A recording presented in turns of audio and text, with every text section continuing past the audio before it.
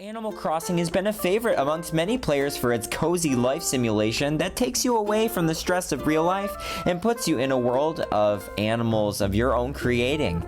However, recent rumors about a bustling Animal Crossing game with cars and even building your own city makes us worried. Would that even be Animal Crossing anymore? Well, ever since Animal Crossing New Leaf was announced, I put my hand in it speculating on what Nintendo could do to expand the games. Right now, there's a lot that needs to be fixed since New Horizons, and today I want to welcome you to my first concept and prediction video sharing my thoughts for the next game in the series for the Switch 2. Riding in on a one-way train, you are a human that is welcomed surprisingly into a town run by anthropomorphic animals fallen under hard times. There's a lot of work that needs to be done, and it's gonna take some grit and some patience to make it in this small town life. You may be used to control, but in this game you'll learn to be in it for the long haul, as you help villagers with fully expanded personalities and dialogues fulfill their dreams. And that's not all. Seamlessly travel to Animal Crossing's first MMO experience in a big city. All this and so much more await you in the game that I like to call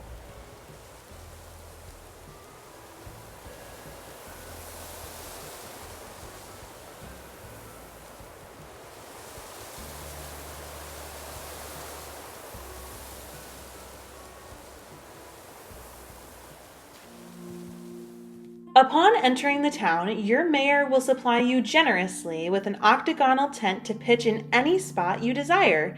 Thankfully, you won't be struggling with any debt unless you choose to later on. This tent is expandable and upgradable. Through progressing in the town and helping villagers, tent upgrades will be gifted to you, like adding on extra wings to the tent, or cute embellishments like cozy Edison lights or flowing tapestries on the wall.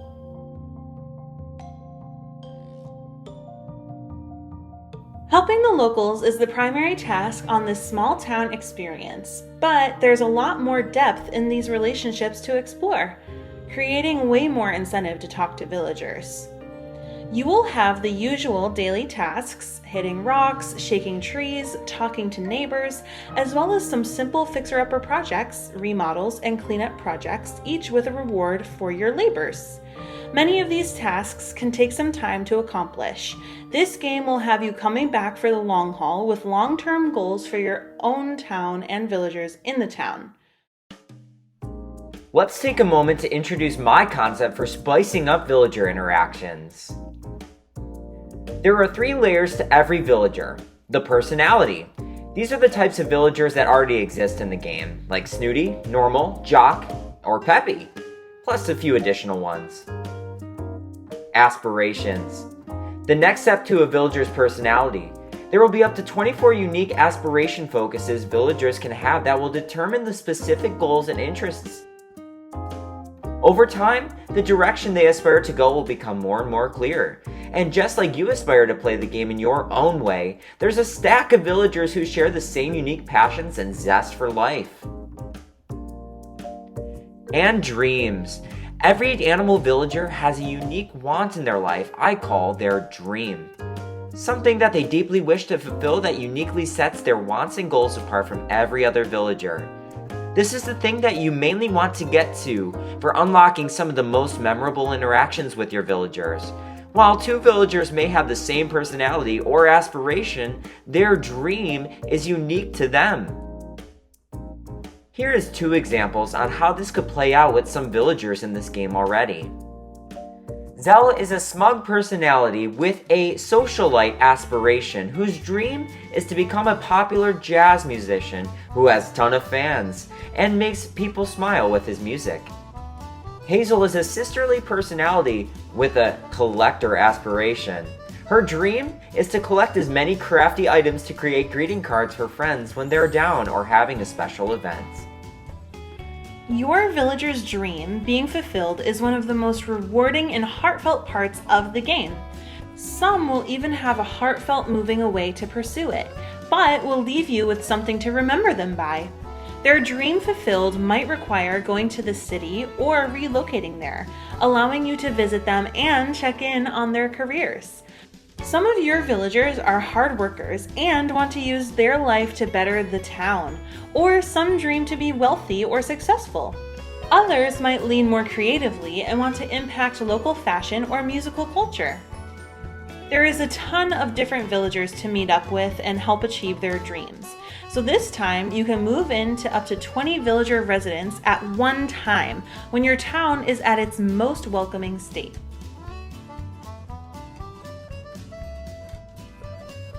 Another objective that draws many of us to these games is collecting, not only for your own personal database, but this time for the various neighbors who aspire to catch every bug or fish, collect every fossil, or make an army of musical gyroids.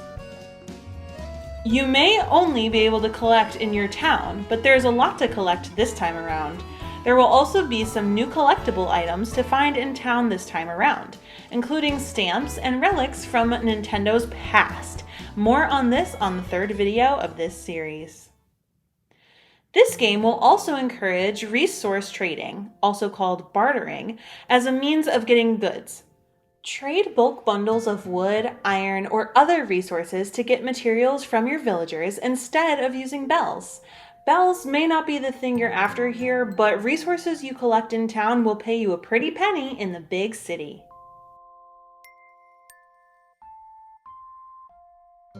The town layout is determined in the early game. You have no autonomy to choose the layout or even the town name from the start this time. But through compassion and collaboration, your town will go from overgrown dump to a beautiful sanctuary. And you will unlock classic features like terraforming and the ability to change your town name. This power will always be optional. There will be a giant lake that leads into an ocean at the bottom of the town. Here, you can rent a boat to row and catch fish, watch fireworks, or reflect on your day. The town is plentiful with resources like trees, logs, bushes, and lots of weeds. Each town has its own special flower and fruit it grows, but the options have expanded quite a bit this time around.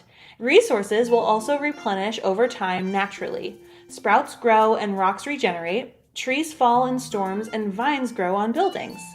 Town cleanup over time is the key to making the town better and better, and the villagers happier and happier.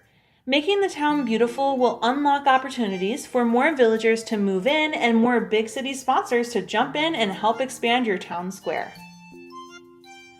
The town square is the centerpiece of your town relationships. Here is where you will find all of your small businesses at their worn-down default forms of the shops here in town. These buildings cannot be moved, but the order in which they appear will be different per town. These 5 buildings include Nook's Cranny, run by Timmy and Tommy Nook; Able Sisters, ran by Sable and Mabel; the Trading Shop, which functions similarly like a pawn shop, ran by Reese and Cyrus; a new restaurant called The Hole in the Wall, ran by 2 new mice characters; and at the top of every plaza is the well-missed Town Hall building, which also is the prominent place for the mayoral office, including Tortimer and Isabel, and mail delivery, including the Pelicans. Each town will also include a train station to visit other towns, a boat service, and a taxi service to take you to the city. Even though you cannot change the layout or location of your town square, your shops will grow and expand. How to accomplish this will be through the big city. Going there and completing quests with your NPCs will allow you to unlock these upgrades. Villagers may even want to vote to elect you town mayor. But if you choose not to at the time, Isabel will happily take your place instead. Just as in Horizons, you'll be able to place items around the town, but many objects can serve more practical purposes to town economy, similar to the public works projects, along with the freedom to place decorations and furniture anywhere in town for overall beautification. One thing it's finally time for is turning things 45 degrees. The art design for most of the buildings are reminiscent of how buildings looked in the GameCube version, and all items in the game can be turned at a 45-degree angle too. Camera mobility will allow you to shift your view to angles never available before.